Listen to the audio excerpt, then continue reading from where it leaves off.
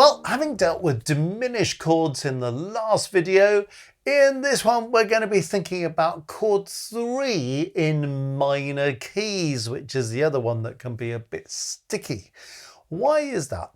In the harmonic minor scale, again our kind of default position for writing conventional harmony if you like, chord 3 in a minor key is the only augmented chord in the kind of diatonic spectrum. So let's have a little think. If we're in the key of A minor, well, chord 3 is C, E, G sharp. What makes that an augmented chord? Well, above the C we have a major third and an augmented fifth. So major third, augmented fifth, that's going to give us an augmented chord. Now these I think are not chords to be afraid of, although many people are, but they're kind of like, can be quite spooky chords, kind of horror film chords, that kind of stuff, you know.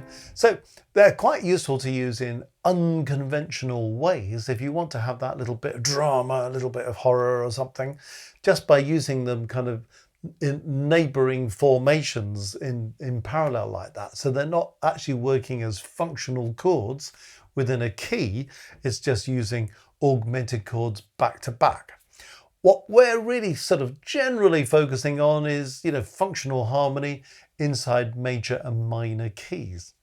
So again, it's another thing that often in the textbooks, you know, you'll see chord 3 in minor keys, they're troublesome, these augmented chords, so you might be better to steer clear of them. And anyway, quite often 3 is kind of interchangeable with 5. That's often advice that's given. It's perfectly good advice, perfectly true. But if it means that every time you have the opportunity to use 3, you think, oh, don't use 3, I'll use 5, you're probably going to find that you've used 5 a bit too much, or that 5 becomes a bit predictable in your score, just because you've shied away from using 3. Why am I saying that 3 and 5 are interchangeable? Let's just look at this.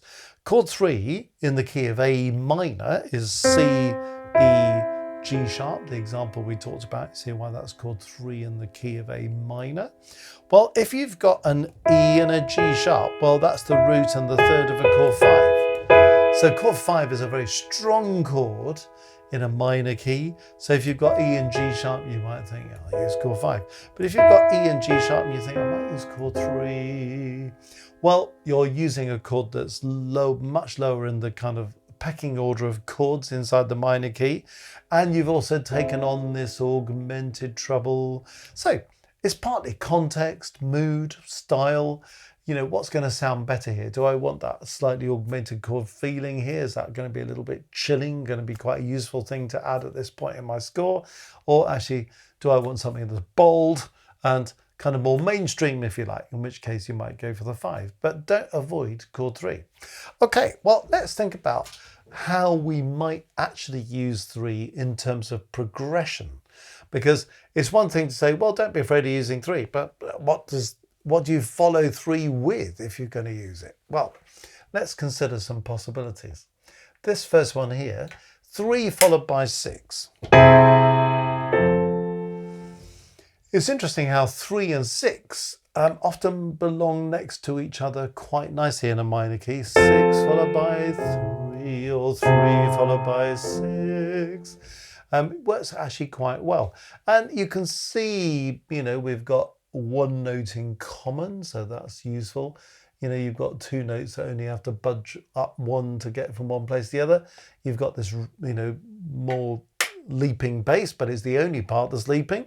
And 1 to the 4th, sorry, 3 to the 6 is quite a good progression, isn't it? Just like the diminished chord, sometimes you might think, does the augmented chord entirely work in root position? It doesn't have that slight feeling of ugliness that the diminished chord has in root position, but sometimes you might think, you know, it does sound a little bit softer or slightly easier to use in first inversion. So what I've done here is to rewrite the first example we just talked about, but using 3 in first inversion, and also showing you how just to do it in 3 parts. You can hear that's kind of quite a nice way to use it as well, isn't it? And it's funny, when you listen to that, you might hear it as chord 3 in first inversion, followed by chord 6, or you might hear the G sharp going to the A as a sort of appoggiatura, and the E going to the F as a kind of appoggiatura. So you might hear it as a kind of double appoggiatura onto chord 6, which is, again, a very expressive thing to do. And it doesn't feel quite like an appoggiatura when you use the 3 in root position because the bass is leaping. But as soon as the bass is going by step, yadum, yadum, you can experience it that way. So you might hear it as 2 separate chords, or you might hear the double appoggiatura. So there we are.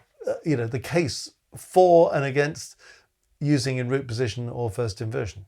Let's go back to using it in root position, because you know it does work pretty well in root position. And how about this for a kind of progression? In a minor key, of course, not a major key, or in a minor key. 3, 7 in first inversion, 1 goes like this. So what's good about that? Well, first of all, I can get the bass going by step, can't I? 3 and then 3, 2, 1. 3, 7 in first inversion, 1. And that bass just going down the scale works quite well. I've got the G sharp in common between the 3 and that 7, so that's quite useful, being able to repeat that on the same part. Other people are able to go by step. This is quite a neat pattern, and this down 1, up 1, down 1 thing works quite nicely, doesn't it? So it's a very smooth progression going from 3 to 7B to 1. Or this thing about interchanging, you know, it's, you may be thinking about, you know, we talked in the earlier on, didn't we, about how 7 and 5 can interchange a bit. So here's that interchange that we've illustrated in an earlier video, where instead of using 7 in first inversion, I'm using 5/7 in second inversion. That sounds like this.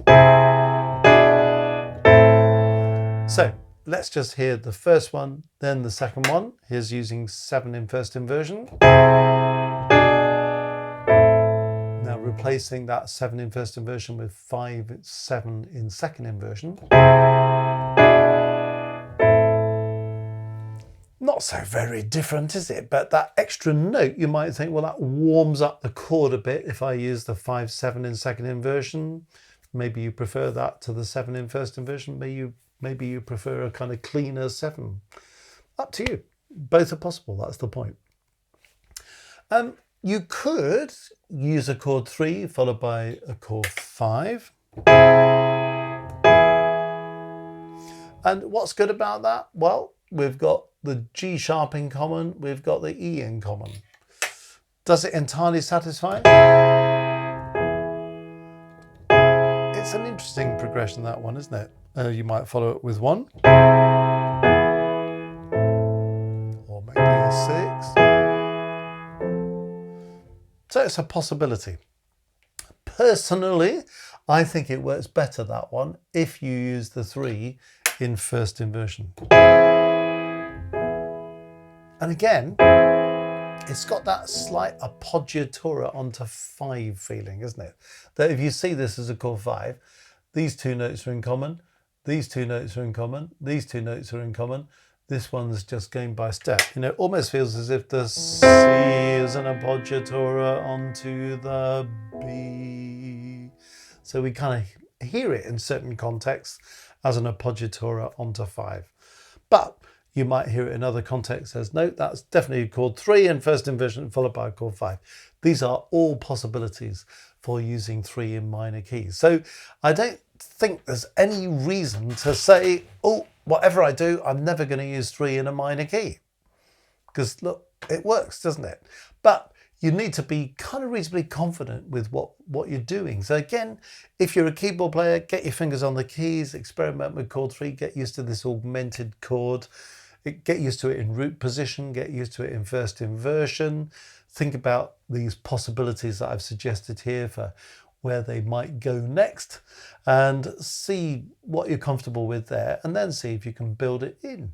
So by the time you get to this point in the course, you're thinking, you know what, I'm reasonably happy using those diminished chords, and I'm happy using this augmented chord as well. That means that the full diatonic spectrum of chords is at your disposal. Absolutely important. You know, it's tricky enough writing harmony as it is, but if you've got your hands tied behind your back because you're thinking, oh, I'm not allowed to use this chord and I'm not allowed to use that chord, well, it becomes much harder in the long run, actually. So liberate yourself with diminished and augmented chords. But there we are. That's chord 3 in minor keys.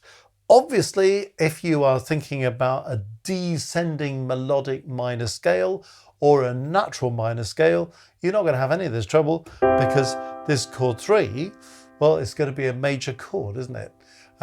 But if you're using the ascending melodic minor or the harmonic minor, then it's going to be augmented. And as I say, the default position for conventional harmony is to use the harmonic minor. That's why we need to be happy about using 3 as an augmented chord.